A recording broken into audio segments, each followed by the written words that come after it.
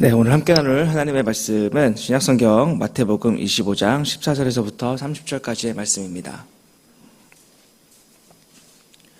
네, 신약성경 마태복음 25장 14절에서부터 30절까지 우리 함께 한 목소리로 읽도록 하겠습니다. 시작.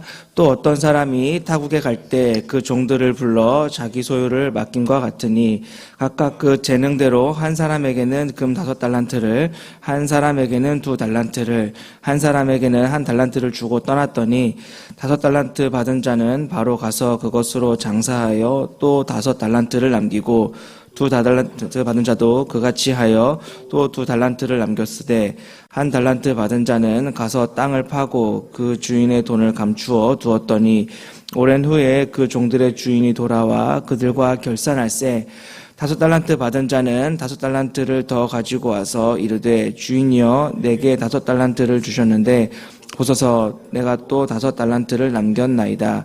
그 주인이 이르되 잘하였도다.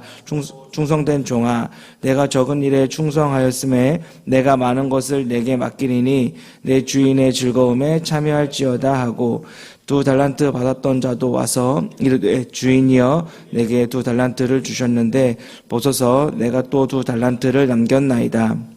그 주인이 이르되 잘하였도다. 착하고 충성된 종아, 내가 적은 일에 충성하였음에 내가 많은 것을 내게 맡기리니 내 주인의 즐거움에 참여할지어다 하고 1달란트 받았던 자는 와서 이르되 주인이여 당신은 굳은 사람이라 심지 않은 데서 거두고 해치지 않은 데서 모으는 줄을 내가 알았으므로 두려워하여 나가서 당신의 달란트를 땅에 감추었나이다.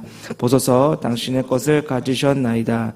그 주인이 대답하여 이르되 악하고 게으른 종아, 나는 심지 않은 데서 거두고 해치지 않은 데서 모으는 줄로 내가 알았느냐. 그러면 내가 마땅히 내 돈을 취리하는 자들에게나 맡겼다가 내가 돌아와서 내 원금과 이자를 받게 하였을 것이라 하고 그에게서 그 1달란트를 빼앗아 10달란트 가진 자에게 주라. 무릇 있는 자는 받아 풍족하게 되고 없는 자는 그 있는 것까지 빼앗기리라. 이 무익한 종을 바깥 어두운 데로 내쫓으라. 거기서 슬피 우며 이를 갈리라 하니라. 아멘. 네, 여러분들에게 그 질문 하나 하는 것으로 오늘 말씀을 시작하려고 합니다. 여러분들은 정말로 하나님께서 공평하다고 생각하십니까? 저는 어떤 그 특정 찬양의 가사나 그 작사가의 고백을 문제 삼을 의도가 전혀 없다는 것을 밝히면서 말하자면 흔히 우리가 그 하나님이 공평하다라고 말할 때에는 나에게 없는 것이 남에게 있고 또 남에게 없는 것이 나에게 있기 때문에 우리 하나님은 공평하다라고 말을 하는데 정말로 이 나에게 없는 것이 남에게 있어서 또 반대로 남에게 없는 것이 나에게 있어서 그래서 우리 하나님이 공평하다라고 생각하십니까? 그런데 만약 나에게 있는 것이 나에게 전혀 필요가 없는 것이라면 반대로 남에게 있는 것이 정말로 나에게 필요한 것이라면 그럼에도 불구하고 하나님은 공평하다라고 똑같이 나눠주셨기 때문에 공평하다라고 말할 수 있을까요? 적어도 저라면 그러한 이유 때문에 하나님이 공평하시다라고 말할 수 없을 것 같습니다. 차라리 내가 가진 이것보다는 나에게도 남이 가지고 있는 저것이 좀 있었으면 좋겠는데 왜 나에게는 그것을 허락하지 않으시고 저 사람에게만 허락하셨는지 더욱이 그 가진 것 때문에 나는 뒤처지게 되고 저 사람은 계속해서 앞서 나가는 것을 보면 솔직히 불평하고 싶을 때가 한두 번이 아니다라는 것이죠. 나는 정말로 돈이 필요한데 이미 돈이 많아서 돈이 더 필요 없는 사람이 또 더 많은 돈을 가져가는 것을 보면 또 나는 정말로 많은 기회들이 필요한데 이미 기회를 많이 얻은 사람들이 또 그 기회마저 더 가져가는 것을 보면 가끔은 시기하고 질투하는 그 차원을 넘어서 너무 억울하기까지 해서 남몰래 하나님을 원망하고 싶을 때가 솔직히 있다라는 것이죠. 정말 하나님이 공평하실까요? 아니, 우리가 알고 있는 하나님은 공평하셔야 하는데, 내가 믿고 의지하는 하나님은 공평하신 분이셔야 하는데, 나에게는 아무것도 없는 것처럼 느껴질 때가 한두 번이 아니다라는 겁니다. 그래서 다시 한 번 더 여러분들께 여쭤보고 싶습니다. 여러분, 정말로 하나님이 공평하신가요? 여러분들이 믿는 하나님이 정말로 공평하다고 말할 수 있으신가요? 적어도 저는 쉽게 대답하지 못하겠습니다. 특히나 이 자녀를 키우고 있는 입장에서, 그리고 또 서서히 이 부모님을 모실 준비를 해야 하는 입장에서 그 필요를 채울 수가 없을 때, 내가 가진 것이 정말로 필요 없게 느껴지고, 내가 이 가지고 있는 것들이 나에게만 있다라고 느껴지는 이것들이 정말로 무력하게 느껴질 때, 정말로 저는 제가 믿는 하나님이 공평하신지 저는 쉽게 대답하지 못하겠습니다. 여러분들께서는 어떠신가요?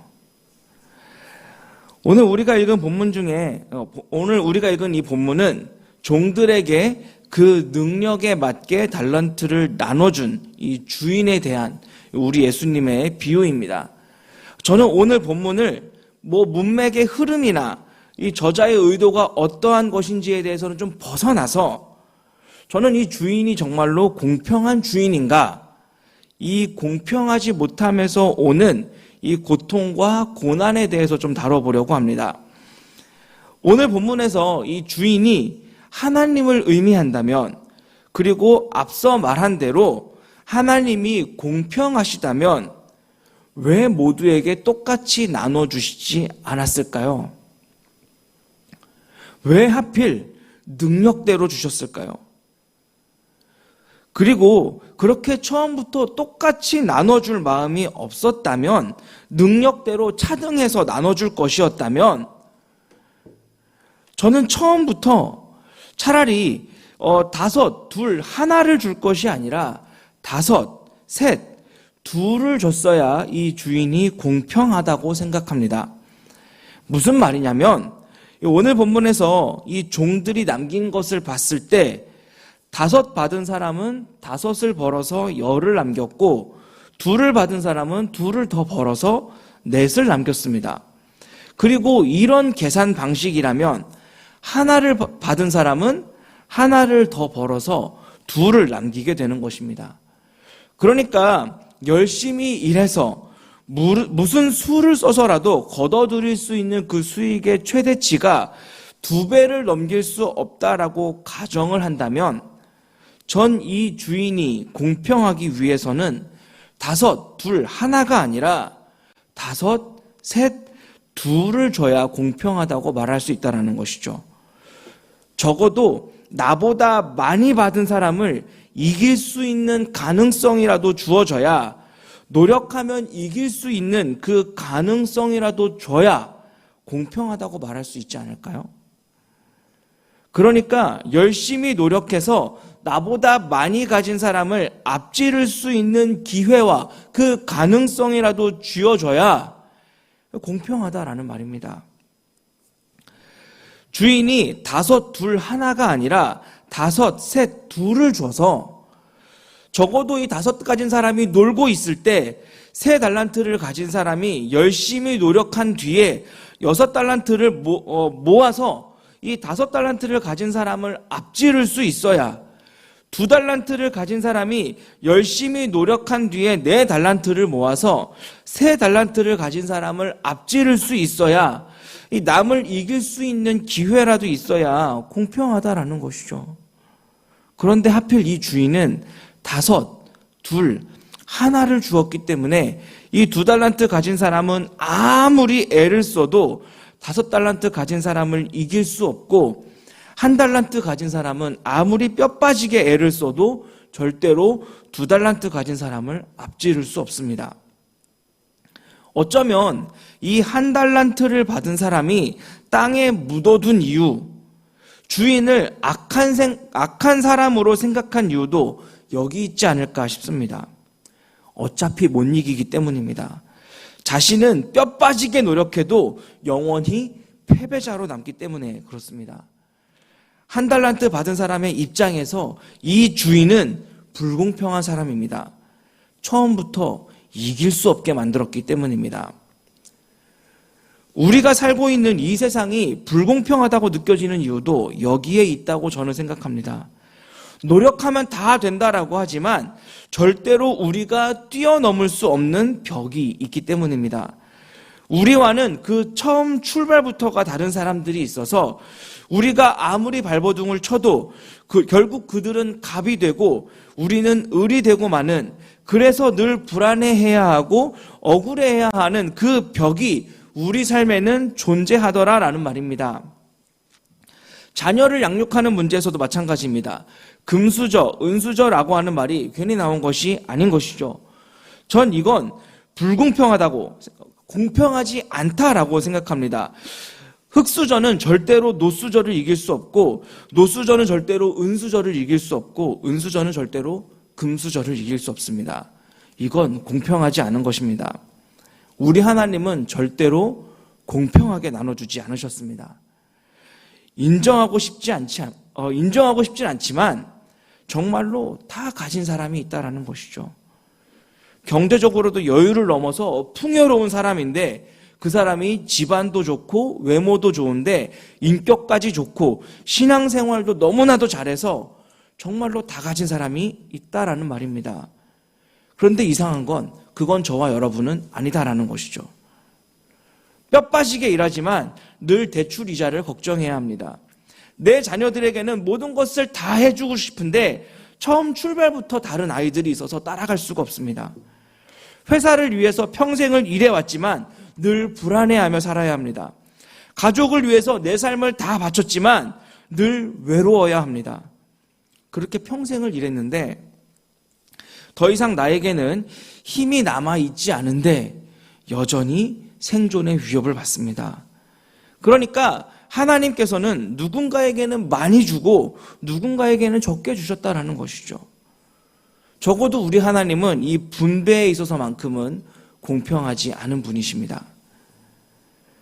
그런데 우리 하나님의 공평함이 언제 나타나는가 하면 하나님은 정확하게 몇 개를 주셨는가를 기억하시고 그리고 그 주신 것 이상으로 요구하지 않으시더라라는 것입니다.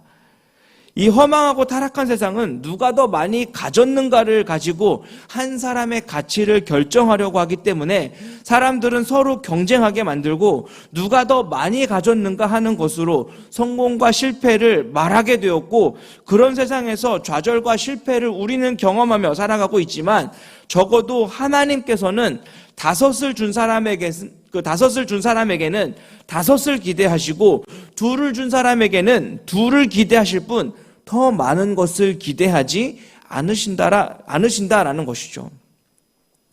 많이 준 사람에게는 많이 거두시고 적게 준 사람에게는 적게 거두신다라는 것입니다. 하나님은 우리에게 주신 것, 우리가 가지고 있는 것, 그 이상의 것을 달라고 요구하지 않으십니다. 하지만 앞서도 말씀드렸지만 우리가 살아가는 이 세상은 하나님과 정반대입니다. 왜 우리가 서로 공감하지 못하고 서로 소통하지 못합니까? 많은 이유가 있겠지만 세상에서는 얼마나 많은 것을 가지고 있는지, 얼마나 능력이 많은지, 얼마나 남들보다 잘하는지, 얼마나 남들보다 더 많이 가졌는지를 가지고 한 사람의 가치를 결정하기 때문이지 않습니까? 하지만 우리 하나님은 그렇지 않다라는 것입니다.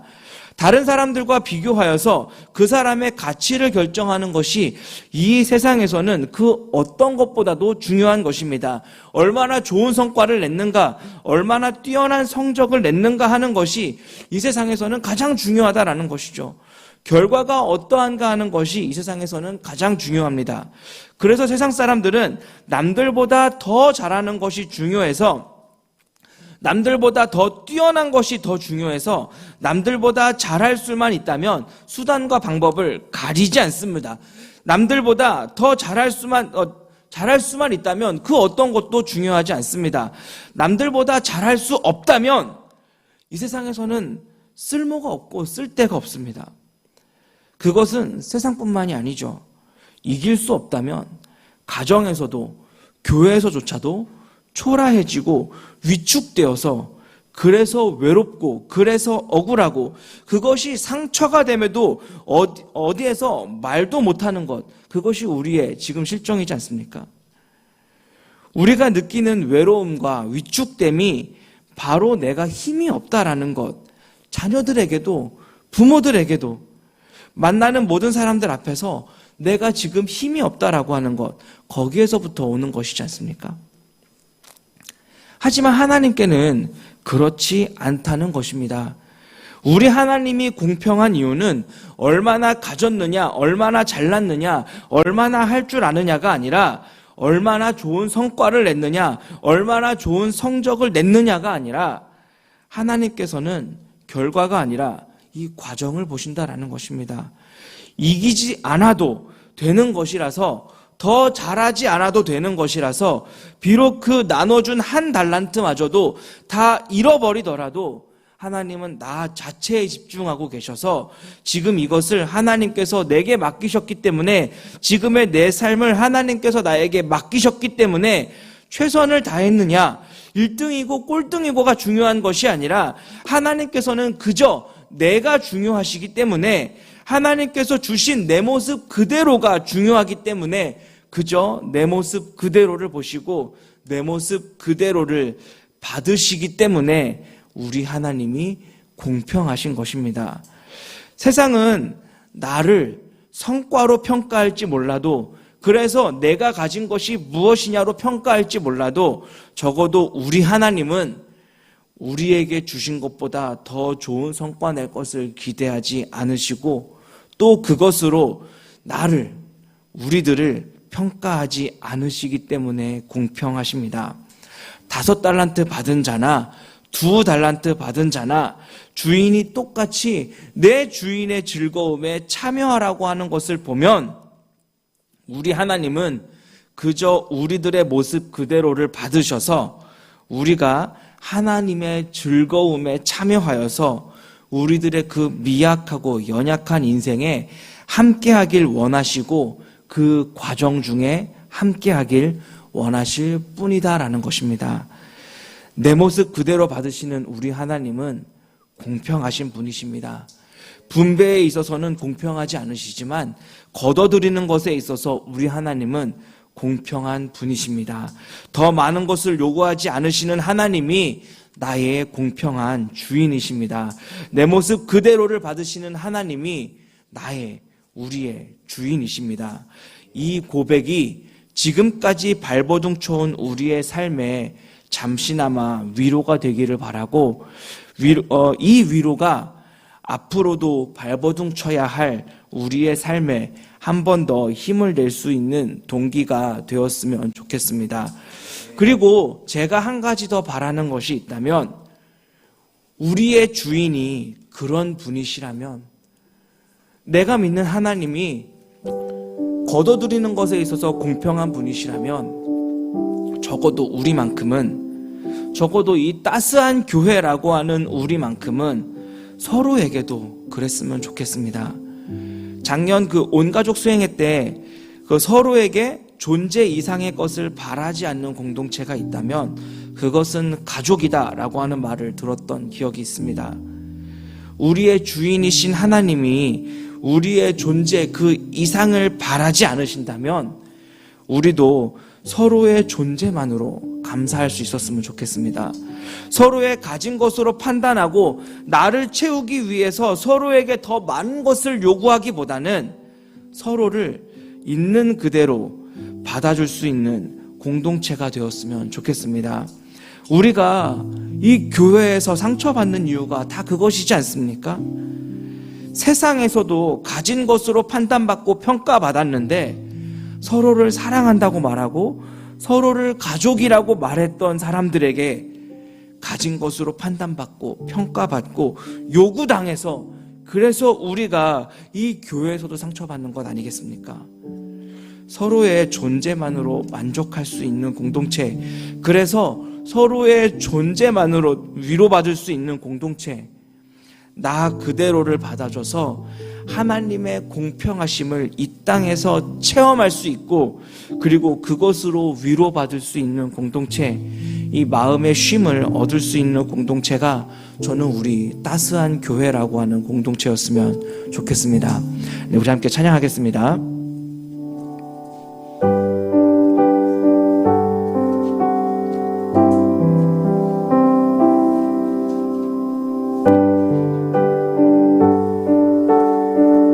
온 땅의 주인 되신 온 땅의 주인 되신 주님이